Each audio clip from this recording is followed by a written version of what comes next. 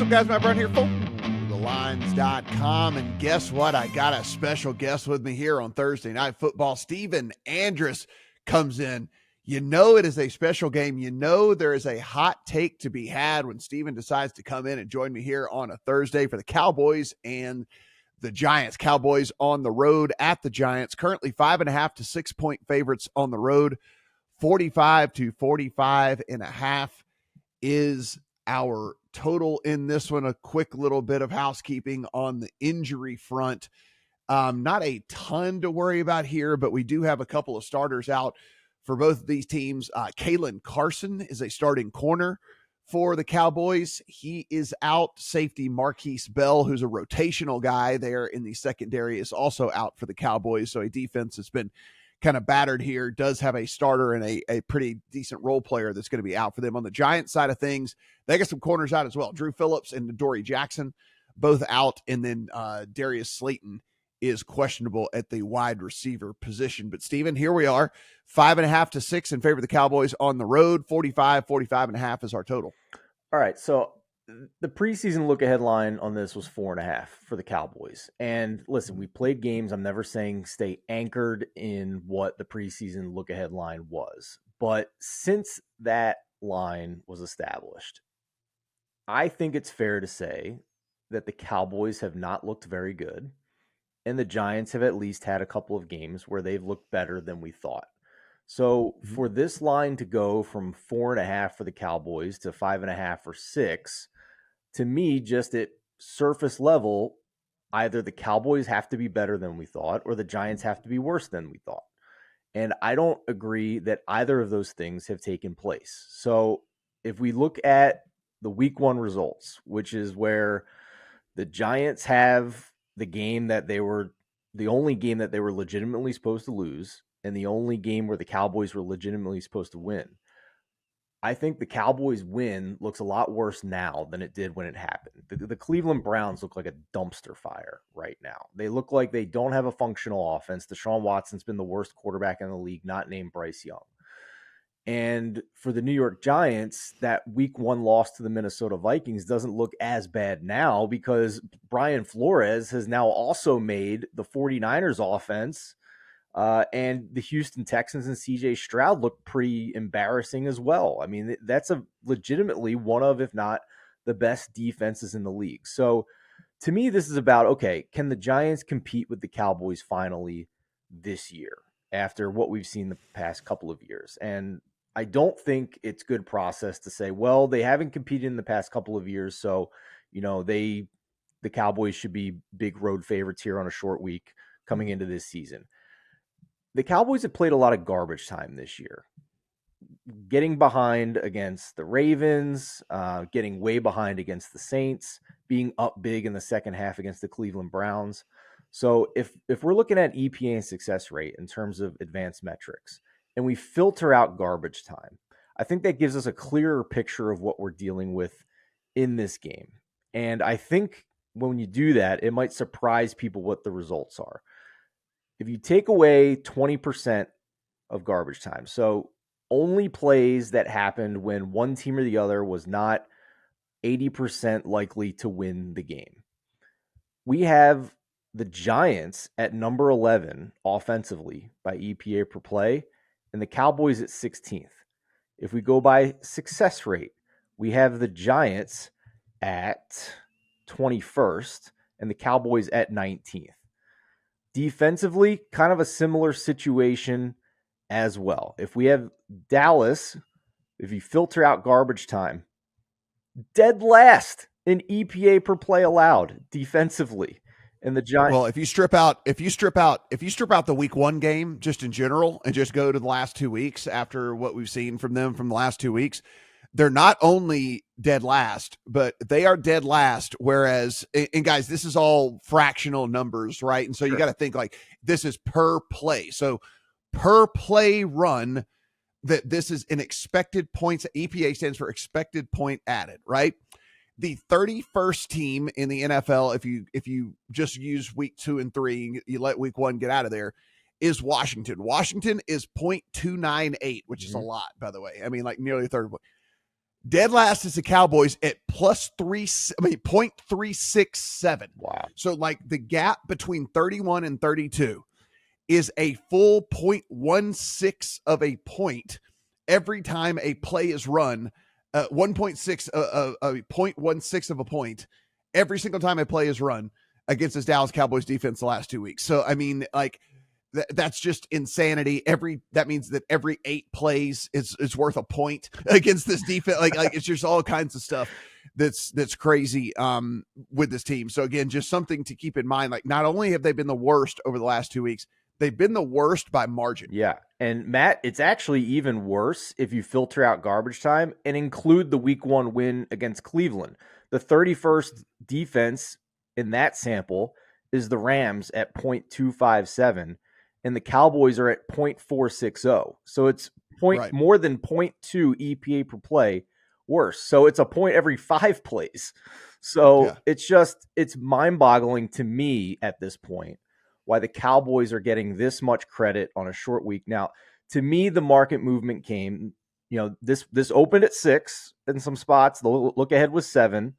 And then it came down early in the week. And then the Giants got a bad injury report with their corners. They have 2 corners out. And that's when the support for the Cowboys came back in, moved this back up to 5.5 or 6. But you mentioned the Cowboys are down a corner as well. And the Cowboys have no running game. None. It's horrible. They mostly telegraph what they're doing in shotgun. They run the ball less than 10% of the time when they're in shotgun this year. They are consistently one of the most penalized teams in the league. The Giants may be down corners, but they have a very strong defensive line as well, and the Cowboys lost talent on the offensive line coming into the season. And I haven't even mentioned the biggest factor for the Giants here, who you've been high on week in and week out in some of the prop markets. Malik Neighbors is legit. Like, he is a problem. So if the handicap is, well, CeeDee Lamb could take advantage of these corners, well, why can't Malik Neighbors do the same thing on the other side here and keep pace? I mean, this is a big spread for a home dog, given everything I'm seeing in terms of the metrics here in the matchup. Yeah, I like the full 6 in this one. If you can find it in going ahead and backing the home dog here in this one. Everything that you said rings true for me in a lot of this, which comes to the fact that I don't see a real marked advantage. I mean, look, I guess if you want to say Dak is better than Daniel Jones, most quarterbacks are better than Daniel Jones. So I will, in fact, give you that yes, most of them are better than Daniel Jones. But outside of that, Steven, I mean, look, wide receiver 1 for wide receiver 1. Sure, you're still taking CeeDee Lamb, but we don't know really because we're only 3 games into the season. Malik Neighbors could be a top 10 receiver in the NFL right now. We don't already, and we don't know it, right? So, I mean, like, there's an advantage at wide receiver 1, but how big? Don't really know. Obviously, everywhere else we're starting to look. I mean, there's not a real big advantage on the Cowboys side of things. We just talked about how bad the defense has been. We've talked about the run game is non-existent, which leads me to one of my first plays that I put in. Now, everybody else kind of got on the same train I did, and so now it's a little less appealing because, look, 2 yards is 2 yards, but I took under 28.5 rushing yards for Ezekiel Elliott because, one, of that defensive front that you just said from the Giants. Secondly, because he started to lose. I think they realized, like, it took 3 weeks to realize that, okay, this was a bad idea to bring him back. He started to lose snap share to Rico Dowdle anyway, as it was. And I think Dowdle will probably end up being the feature back in this game because Zeke has just been so incredibly inefficient. And end of the day, I don't know if there's not a chance that they have to kind of throw in this game to keep up with the Giants. And so 3 different reasons for me to be under Ezekiel. Now that is down to 26.5 at most of the books out there. I mean, you're going to say, dude, 28, 26, what's the big difference? I mean, 2 yards is 2 yards is 2 yards. So, I mean, if you don't feel comfortable because you're not getting the best of the number, that's fine. But I actually have Zeke only getting about 5 or 6 carries in this game. And so even if he averages 4 yards a carry, which for Zeke at this point in his career is pretty good, like he's still not getting to 26.5. And so just something to think about there in that one. But that was one of the very first plays that went into my account this week as well. I mean, he's averaging 3.26 yards per carry this season. So he could get 7 carries and be under this. Would you say 26.5? Yeah. He could get 8 Yeah. carries and be under this Mhm. potentially here. Yeah. So I mean, and last, if you look at the snap rate, you're 100% right. He played 50% week 1, 40% week 2. He played 18.8% of snaps in week 3. Now that game got out of hand pretty quickly, but the point's well taken there. And I'll just circle back to the quarterbacks here as well. Mhm. I know that the Giants have played easier defenses than the Cowboys have, for sure. But if we filter out garbage time again, Daniel Jones is number 9 in EPA and CPOE composite, and Dak Prescott is number 16. I'm not Mhm. saying Dak is worse than Daniel Jones at this point. I'm just saying Daniel Jones, if you take out that week 1 game against Brian Flores, who's made Brock Purdy and CJ Stroud look pretty bad too, has looked like a functional quarterback so far this year when he's got Malik Neighbors to work with. So while I still think Dak is better, I think the gap is potentially smaller here than people realize. And a good spot for the Giants, too, on a short week where the Cowboys have to come in on the road on that short week. That's always tougher for the road team as well. Yeah, couple of other things that are in my account this week because of how the difficulty that I think that they're going to have running the ball. I think that the Cowboys are going to have to take through the air, and like as bad as the defense has been, and much as this stats have been padded through garbage time for them on the offensive side, I don't think they're going to completely shut down or anything in this game. I took Jake Ferguson over 40.5 yards. He finally looked healthy last week, and he was the obvious number 2 option for them in that offense. So I took him over 40.5 yards. And CeeDee Lamb's, I think it's crept up now to like 79.5. It was at 77.5 earlier in the week on his receiving yards. I would still play it at over 79.5 because, I mean, frankly, Steven, the squeaky wheel narrative only works when you're an absolute superstar. And like when he comes out and says, it's my fault, the game's my fault, like I'm going to prove it to you guys that I'm in this, I dropped the thing and I did whatever, blah, blah, blah, blah. It would not surprise me, especially with a starting corner being out and CeeDee Lamb being one of the most versatile receivers in the league where they can try to move him around and get him mismatched. He will play out of the slot. He'll play out wide. He'll do whatever. It wouldn't surprise me to see him get 15 targets in this game, to be perfectly honest. So I'm pretty confident in Lamb at least getting the volume needed to get him to this number. Now, whether that actually manifests into 79 yards or 80 yards that we need out of it, I can't say, but we always bet these props on opportunity. And so with that the case, I would be shocked if he didn't get double-digit targets in this game, and it would not shock me at all if we look up and we're like, oh, CeeDee Lamb's got 15 targets already. And be like, yeah, he's got 15 targets in this game. So those are the props for me. Again, under on Zeke, over on over on Ferguson, and over on CD. So I also want to give everybody kind of a crazy long shot same game parlay Mhm. for this game on that CeeDee Lamb angle, on that Malik Neighbors angle, because both teams are down a little bit in the secondary at cornerback. And I want to emphasize what we've been trying to target here with these same game parlay machines. The software for these sports books is smart enough to know when you're correlating legs for your same game parlay, and you're going to get a little bit of a lesser price than if you were to take those 2 legs and pop them into a parlay calculator. That correlation's costing you the price. So, like, for example, CeeDee Lamb 6 receptions and 100 yards only pays 157. Similar for Malik and his receptions and yards. But what I did, and what I would encourage everybody to do, or if you're going to take a shot at this long shot, there are no sweat tokens available, so that if you lose, and you're likely to lose because it's a long shot, but if you lose, you get bonus bets back. So the price isn't great on the correlation. But if we go reverse correlation on it and go CeeDee Lamb under 6.5 receptions and 100 yards, and Malik Neighbors under 6.5 receptions and 100 yards, that pays 367 to 1. And use a no sweat token on it. And this same strategy paid on Monday Night Football between the Bengals and the Commanders with Jamar Chase and Terry McLaurin. So basically, you're banking on that he's going to hit a bomb somewhere or get a really long one, so that they have shorter drives and don't need as many receptions. But that's what I'm talking about with, they're really good at pricing in the correlation. But even though it's uncorrelated and it's less likely to happen, you're actually getting a fair price on the long shot versus what it should probably be.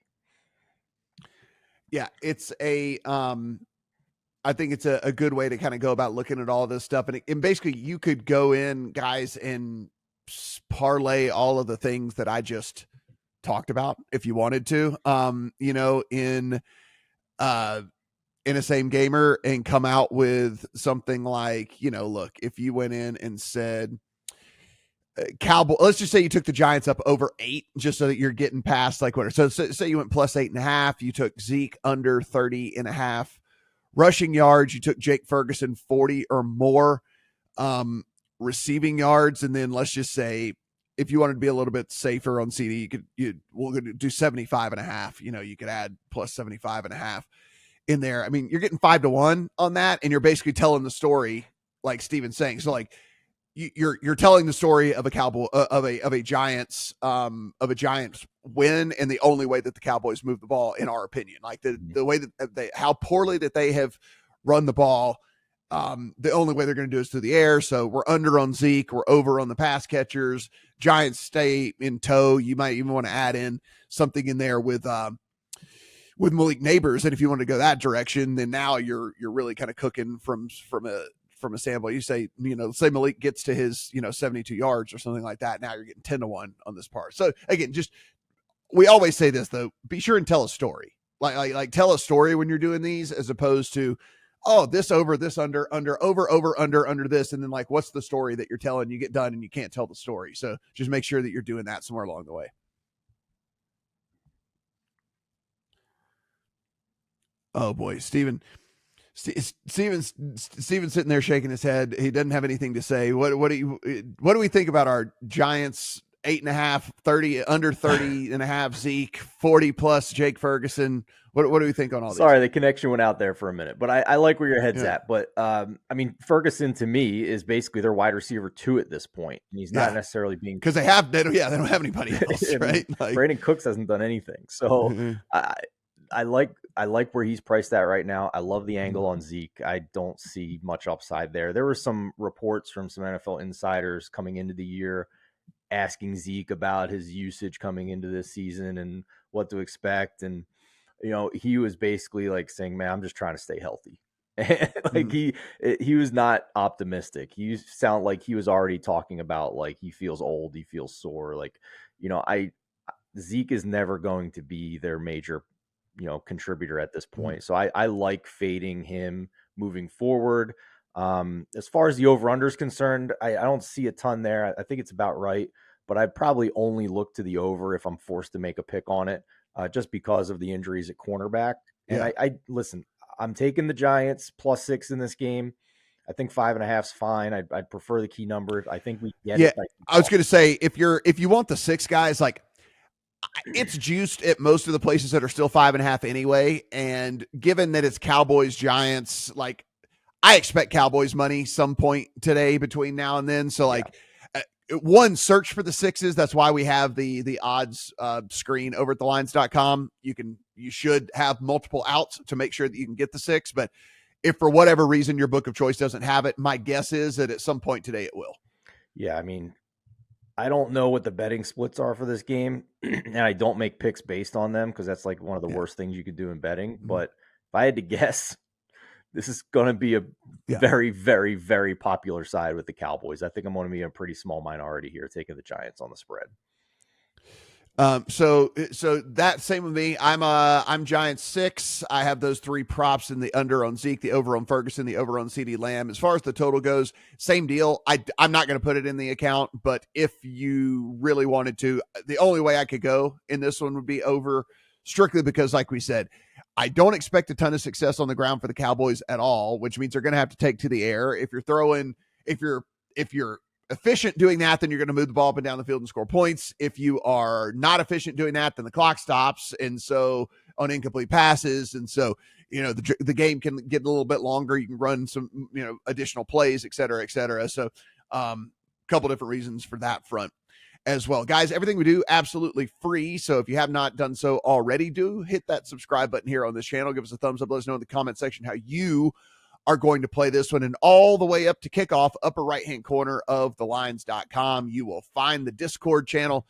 Go in, chat with everybody over there, see what they're betting. Maybe you can get some insight into a new play that you want to throw into your account as well. For Steven, I am Matt. Good luck on all your Thursday night football bets.